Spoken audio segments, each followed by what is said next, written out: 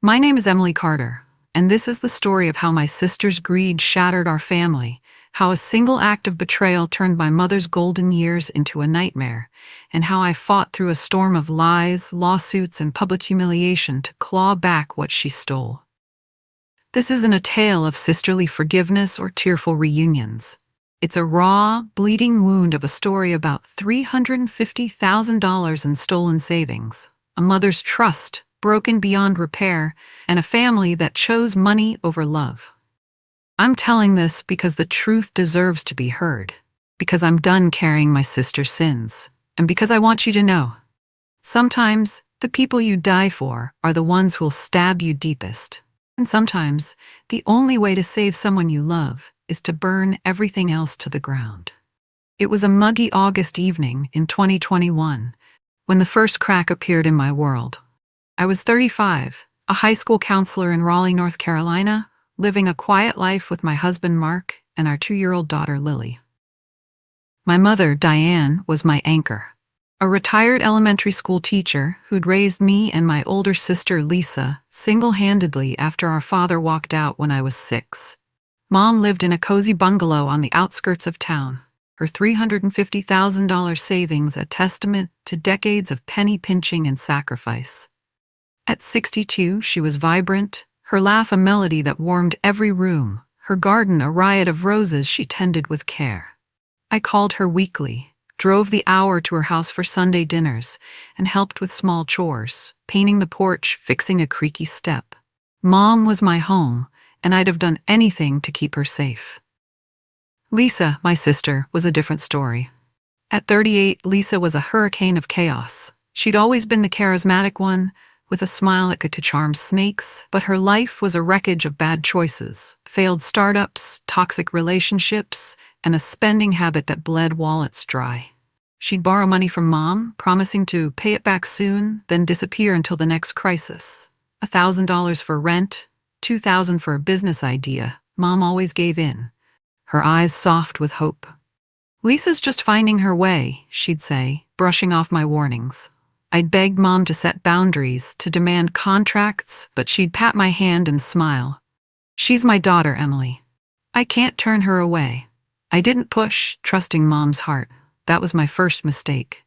That evening, I was at Mom's house, sitting at her kitchen table, helping her sort old photos for a scrapbook. The air smelled of lavender and coffee, but Mom was quieter than usual, her hands trembling as she passed me a picture of us as kids, grinning in pigtails. "Em," she said, her voice barely above a whisper, "I need to tell you something. Lisa borrowed some money. A lot of money." My stomach tightened, a cold dread creeping in. "How much?" I asked, bracing myself. She looked away, her eyes glistening with unshed tears. $300,000. For a house, she said. She promised to pay it back. $300,000. Almost all of Mom's savings handed over to a woman who'd never kept a promise in her life. I felt the room spin, my breath catching in my throat. "Mom, why didn't you tell me? Why didn't you make her sign something?" She shook her head, tears spilling. "She's my daughter. I trusted her." I was furious, my heart pounding so hard I thought it might burst, but I kept my voice steady for Mom's sake. I hugged her, promising to fix it, but inside, I was screaming. Lisa had crossed a line, and I wasn't going to let her drag Mom down with her. I called Lisa that night, expecting an explanation, maybe a shred of remorse. Instead, her voice was flippant, almost mocking, like I was a child throwing a tantrum. "Relax, Em," she said, laughing through the phone. "I'm buying a condo in Charlotte. It's an investment. I'll pay Mom back when it appreciates. Chill out." An investment? Lisa, who'd blown thousands on designer shoes and Vegas weekends, was talking about investments? I pressed her, my voice sharp. "You took Mom's life savings, Lisa. You need to sign a contract, set a repayment plan now." She snapped, her tone turning icy. "You're so controlling. Mom trusts me. Why can't you? God, you're such a buzzkill." She hung up, leaving me staring at my phone, my hands shaking with rage and helplessness.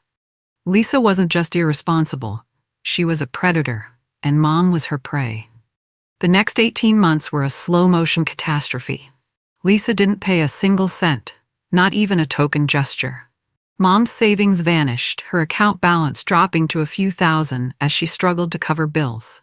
Her pension, barely $1,200 a month, couldn't keep up with utilities, groceries, or the property taxes on her bungalow. I started helping, dipping into my own savings, $600 for her electric bill, $1,200 for a new water heater, $800 for car repairs. Mom was too proud to ask, but I saw the toll it took, the way she'd skip meals to save a little, the way her roses wilted because she couldn't afford water for the garden. Her face, once bright with laughter, was now etched with worry, her eyes hollow, her spirit fading. I'd lie awake at night, Mark's arm around me, wondering how I'd failed her, how I'd let Lisa do this. I confronted Lisa again, driving to her condo in Charlotte, a sleek high-rise that screamed money she didn't earn. She opened the door in a silk robe, a glass of rosé in hand, her lips curling into a smirk. "What now, Em? Another lecture?" I didn't hold back, my voice trembling with fury. "Mom's broke because of you, Lisa. She's selling her wedding ring to buy food. Where's the money?" Her smirk vanished, replaced by a cold, calculating glare. "Mom's fine. She doesn't need that money. You're making a mountain out of a molehill." A molehill? She'd taken Mom's future, and she called it nothing? I stepped closer, my voice low. "You promised to pay her back. Start now, or I'll make you." She laughed, a sharp, cruel sound that cut through me. "You're not my boss, Emily. Mom gave me that money. It's mine. Get over it." "Gave?" I was stunned, my voice rising. "She loaned it to you. You lied to her." Lisa shrugged, slamming the door in my face, the sound echoing in the sterile hallway. I stood there, my fists clenched, rage and despair choking me. Lisa wasn't just a thief, she was heartless, and Mom was paying the price. I went to Mom, begging her to take action, to demand the money back. She was frail now, her hands shaking as she poured tea, her voice barely audible.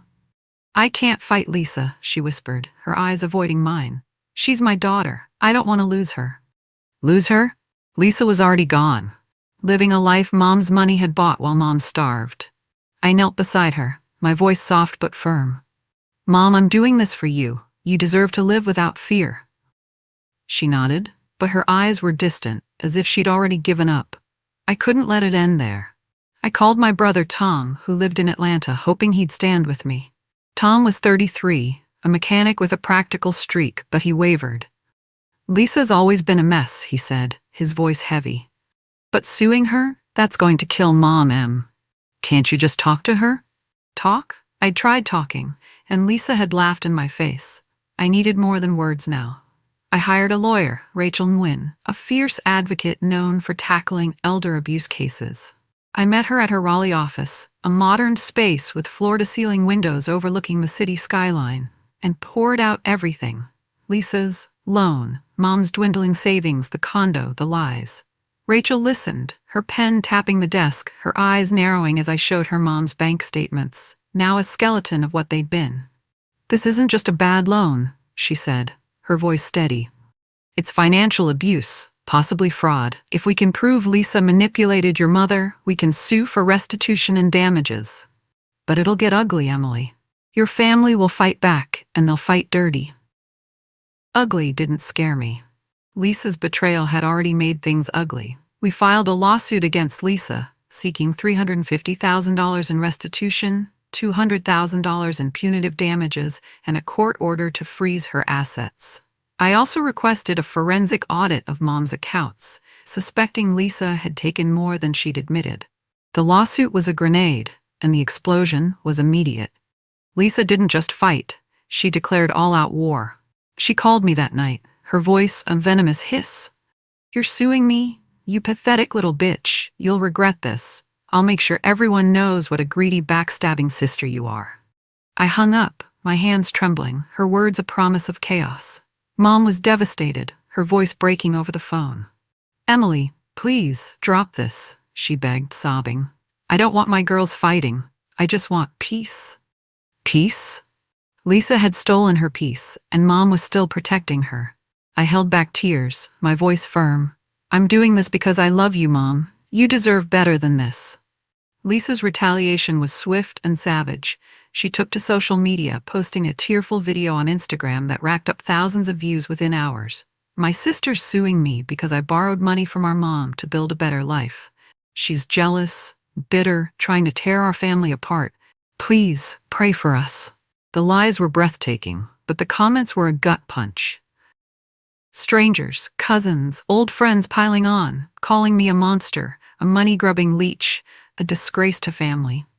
My inbox filled with hate messages, my phone buzzing with texts like, "How could you do this to Lisa?" I was the villain now, the sister who'd turned on her own blood, the daughter who'd hurt her mother. The truth didn't matter. Lisa's narrative was a wildfire, and I was burning. The family's betrayal cut deeper than I'd imagined. Tom stayed neutral, refusing to take sides, but his silence was a knife. "You're both wrong," he said, his voice flat. "This lawsuit's killing Mom. Stop it. Stop it." Lisa was the one killing her, but he couldn't see it. My Aunt Karen, Mom's sister, called, her voice sharp as a blade. "You're breaking your mother's heart, Emily. Drop this nonsense before you ruin us all." Ruin them? Lisa had ruined Mom, but they rallied behind her. Dazzled by her charm or too scared to face the truth. My cousins unfriended me on Facebook. My uncle sent a single text, "You're no niece of mine." Mom started avoiding me, her calls short, her voice distant. "I don't want to talk about it," she'd say, and I'd hear the pain in her silence. I was losing her, the woman I was fighting for, and it tore me apart. The legal battle was a crucible, forging me in fire and fear. Rachel was a bulldog, uncovering evidence that turned the case in our favor. The audit revealed Lisa had withdrawn an additional $50,000 from Mom's accounts, using forged signatures to access a secondary savings fund. We found receipts showing she'd spent Mom's money on an $80,000 BMW convertible, a $25,000 trip to Paris, $40,000 in designer clothes, and $15,000 on a luxury watch for her latest boyfriend. The most damning evidence was a text Lisa had sent to a friend, bragging, "Mom's money's mine now. She's old, doesn't need it, and Emily can't do shit about it." Rachel read it in court, her voice cutting through the room, and the jury's faces darkened, their sympathy shifting from Lisa's crocodile tears to Mom's quiet suffering. But Lisa fought dirty. Her lawyer, a slick Charlotte hotshot named Gregory Vance, painted me as a jealous sister who'd bullied Mom into giving me control of her finances. "Emily Carter wants the money for herself," he sneered, his words a poison that stung. Lisa took the stand, her eyes brimming with rehearsed tears, her voice soft and pleading. "I only wanted to make Mom proud," she said, dabbing her eyes. "I borrowed the money to build a future, and Emily's twisting it to hurt me." The jury watched, some softening, and I felt a chill. Lisa's charm was her weapon, and she wielded it like a master, turning the courtroom into her stage. I testified, my voice raw, my hands trembling as I faced the jury. "I'm not here for money," I said, tears streaming down my face. "I'm here for my mother, who's eating canned soup because her daughter stole her life. Lisa didn't borrow that money. She stole it, and she laughed while Mom suffered." The courtroom was silent, the weight of my words sinking in, and I saw a juror nod, her eyes locked on mine. The drama spilled beyond the courtroom. A wildfire that consumed everything. Lisa escalated her smear campaign, hiring a PR firm to churn out articles. Greedy sister sues over mother's loan. Raleigh family feud tears apart loving clan. My phone buzzed with hate messages. Strangers calling me a gold digger, a family wrecker, a heartless bitch. One night, someone slashed my tires, leaving a note. "Drop the case, or you'll lose more than money." I was terrified, my daughter's safety now a constant worry, but I refused to back down. Rachel hired security, and we pushed forward, adding a defamation suit against Lisa for her public attacks, seeking $100,000 in damages for the lies she'd spread. The family's betrayal deepened, each day a fresh wound. Aunt Karen testified for Lisa, her voice dripping with disdain. "Emily's always been controlling," she said, her eyes avoiding mine. "She pressured Diane to turn against Lisa, to make this about money." Pressured? I'd begged Mom to protect herself, and now I was the villain. My cousin Jenna, Karen's daughter, posted a TikTok video that went viral, crying about how I was destroying our family over a stupid loan. Millions watched, thousands commented, calling me a snake, a money-hungry witch. I wanted to scream, to tell the world the truth, but Rachel warned me to stay quiet, to let the evidence speak. Tom finally spoke up, but not for me. "You're killing Mom with this, Em," he said, his voice cold. "You're as bad as Lisa." As bad as her? I was fighting for Mom, and he was blaming me. I hung up, my heart breaking, my brother lost to me now. The turning point came when Mom testified, a moment that haunts me still. She took the stand, her hands shaking, her eyes avoiding mine, her voice barely audible. "I gave Lisa the money," she said, her words sounding rehearsed, as if Lisa had coached her. "I wanted to help her." Rachel was gentle but firm, her voice steady. "Did Lisa promise to pay you back, Diane?" Mom hesitated, tears falling, her hands twisting in her lap. "Yes," she whispered, "but she said I didn't need it, that she'd take care of me." The jury leaned forward, their faces a mix of shock and pity. Rachel showed the forged signatures, the receipts, the text, and Mom broke down sobbing. "I just wanted my girls to be okay," she said, her voice cracking, and my heart shattered. Lisa's face was stone, no remorse, no shame, just cold, calculated defiance. I wanted to run to Mom, to hold her, but I sat frozen, my tears silent, knowing I'd lost her trust, even if I won the case. The trial stretched into 2023, each day a fresh scar on my soul. I'd lost weight, sleep, hope, haunted by Mom's tears, Lisa's lies, the family I'd once loved. My daughter's laughter was my only light, her tiny hand in mine, a reminder of why I kept going. Mark stood by me, his steady presence a lifeline, but even he couldn't shield me from the pain. I'd lie awake, staring at the ceiling, wondering if I'd made a mistake, if I'd pushed too far. But one thought kept me fighting. Mom deserved justice, even if she didn't want it, even if it cost me everything. The drama peaked when Lisa sent Mom a $0 check, a final act of cruelty that pushed me over the edge. It arrived in an envelope with no note, just the check, stamped with a mocking memo. "For all your whining." Mom showed it to me, her hands trembling, her eyes empty. "She doesn't care," Mom whispered, and something in me snapped. I took a photo of the check, handing it to Rachel as evidence of Lisa's malice. "This is who she is," I said, my voice shaking. "She's not just a thief, she's a monster." Rachel nodded, her eyes fierce. "We've got her, Emily. This ends now." The verdict came on a rainy April morning in 2023, the courtroom packed with reporters sniffing out a scandal. The air was thick with tension, the judge's voice the only sound as she read the ruling. The court finds Lisa Marie Carter guilty of fraud, financial abuse, and defamation. She is ordered to pay Diane Carter $350,000 in restitution and $150,000 in punitive damages. The defamation claim is upheld, with an additional $75,000 in damages. Lisa Carter's assets, including her Charlotte condominium, are frozen pending payment. The room erupted. Gasps, murmurs, Lisa's furious scream.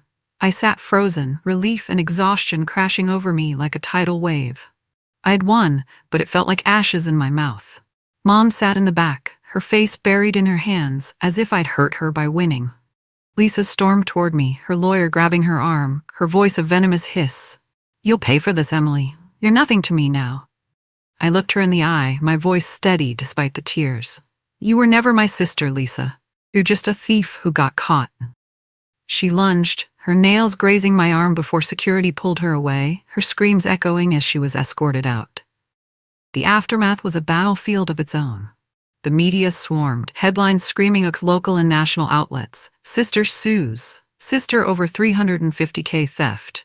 Raleigh family feud ends in courtroom showdown." My name was splashed across articles, my face on news segments, a mix of hero and villain depending on the spin. I posted my story on Reddit, a raw, unfiltered account of the truth, and it exploded. Thousands of strangers offering support, sharing their own stories of family betrayal.